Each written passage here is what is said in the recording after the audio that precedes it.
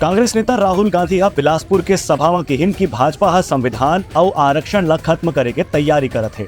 छत्तीसगढ़ में अपन प्रवास के दौरान कांग्रेस के पूर्व राष्ट्रीय अध्यक्ष राहुल गांधी भारतीय जनता पार्टी के कड़ा शब्दों में आलोचना करे है। राहुल गांधी अपन जनसभा में कहिन कि यदि भारतीय जनता पार्टी की सरकार एक गाँव फेर के दरवा आ जाही तो संविधान ला समाप्त करके तानाशाही की तरफ आगे बढ़ सकत है।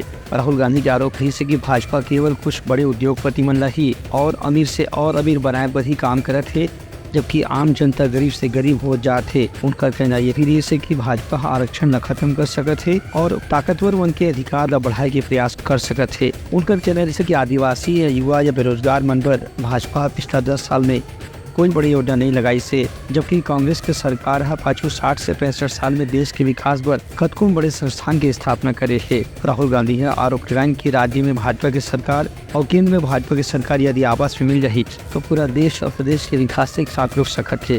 एक स्थिति एदारी सत्ता परिवर्तन करना बहुत जरूरी है। Bureau report, Uttarakhand news.